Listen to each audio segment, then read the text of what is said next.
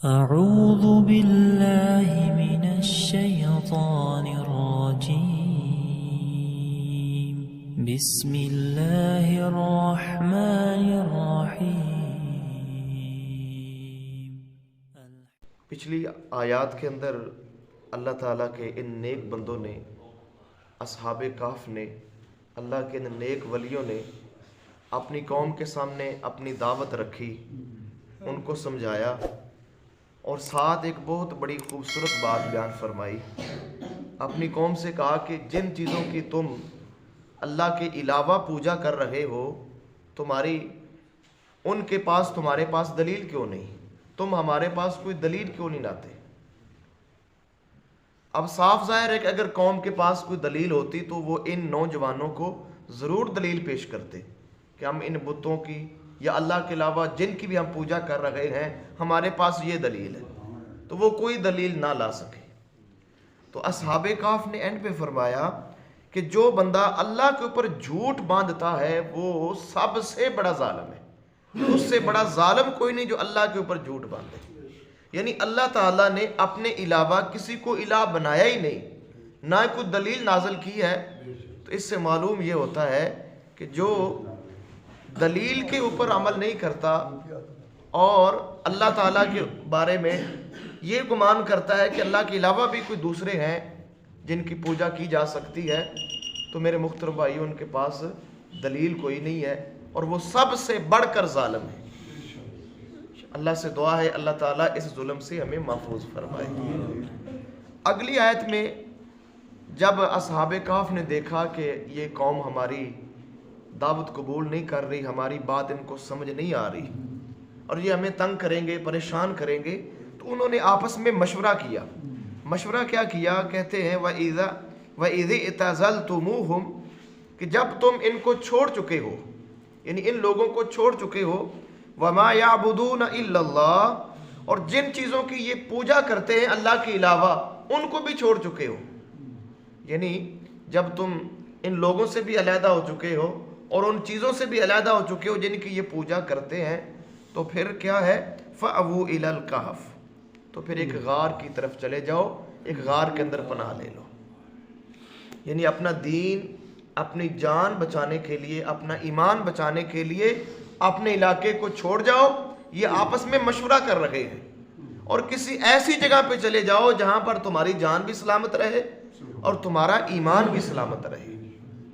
تو میرے محترم بھائیو، اس آیت سے ایک بات ثابت ہو رہی ہے کہ جب انسان کا ایمان بچنا مشکل ہو جائے، کسی ایسی جگہ پہ رہ رہا ہے کہ جہاں پر ایمان بچانا اور جان بچانا مشکل ہے، تو بہترین طریقہ یہ ہے کہ اس جگہ کو چھوڑ کر چلا جائے. اور چلا کہاں جائے؟ پہاڑوں کے اندر. یعنی پہاڑ ایک بہترین جگہ ہے جہاں پر انسان اپنی جان اور اپنا ایمان بچا سکتا ہے. جناب محمد الرسول اللہ صلی اللہ علیہ وسلم کی حدیث ہے صحیح بخاری کے اندر 19 نمبر کے اوپر.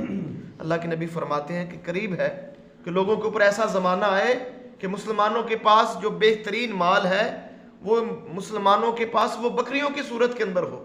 وہ ان بکریوں کو پہاڑوں کی چوٹیوں کے اوپر لے جائے اور بارش کے مقامات کے اوپر لے جائے اور اپنے ایمان کو فتنوں سے بچانے کے لیے وہ پہاڑیوں کی چوٹیوں اور پہاڑوں کے اندر چلا جائے.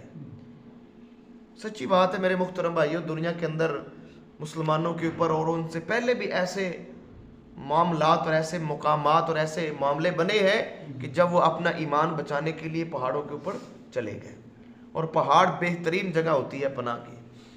اس طرح ہم جانتے ہیں کہ جناب محمد الرسول اللہ صلی اللہ علیہ وسلم نے جب اہل مکہ نے آپ کو قتل کرنے کی سازش کی اور پورا ایک منصوبہ بنا لیا کہ ہم نے اللہ کے نبی کو شہید کر دینا ہے، قتل کر دینا ہے. اللہ کے نبی کو معلوم ہوا، اللہ نے بتلا دیا وحی کے ذریعے، تو آپ اور اپنے یار غار سیدنا ابو بکر صدیق کو لے کر ایک پہاڑ کی غار کے اندر، غار ثور کے اندر 3 دن چھپے رہے. یعنی اپنی جان بچانے کے لیے اللہ کے نبی 3 دن غار ثور کے اندر چھپے رہے ہیں.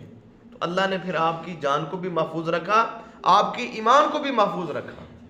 تو معلوم ہوا کہ یہ جو جان بچا کر، اپنا ایمان بچا کر ہجرت کر جانا ہے، یہ نبیوں کی سنت ہے اور یہ اللہ تعالیٰ کا حکم ہے کہ ایمان اور جان بچانا میرے محترم بھائیوں بے حد ضروری ہے کہ انسان اپنے ایمان کے اوپر کار بند رہے، ایسی جگہ کے اوپر انسان منتقل ہو جائے۔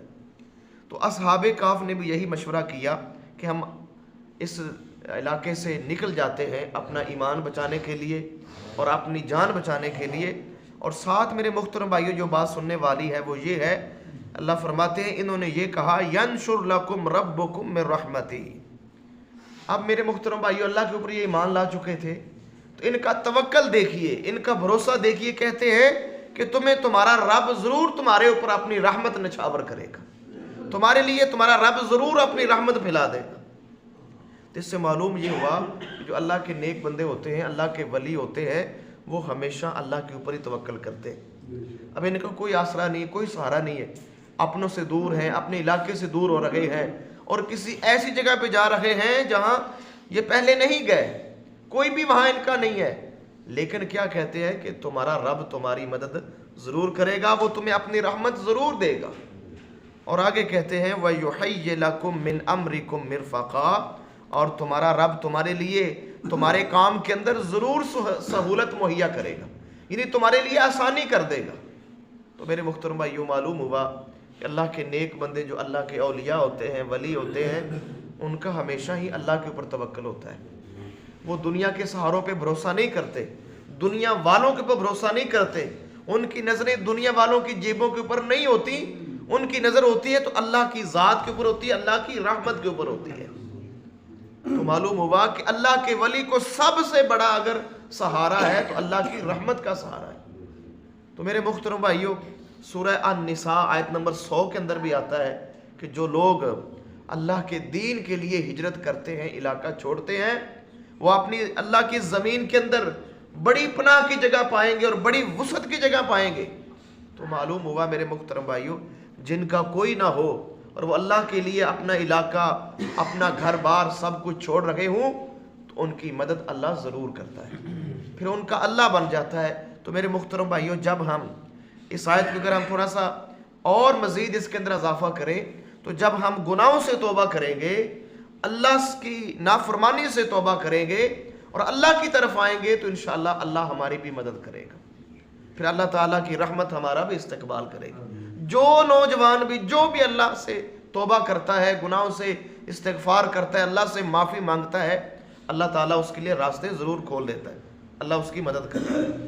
تو اسی طرح اللہ تعالیٰ نے اصحاب کہف کی بھی مدد کی، اور اگلی آیات کے اندر ہم دیکھیں گے کس طرح اللہ ان کے اوپر راضی ہوا اور کس طرح اللہ تعالیٰ نے ان کی مدد اور تائید کی اور بڑی بڑی نشانیاں بیان کر دی کہ میں اس طرح بھی اپنے نیک بندوں کی مدد کر سکتا ہوں۔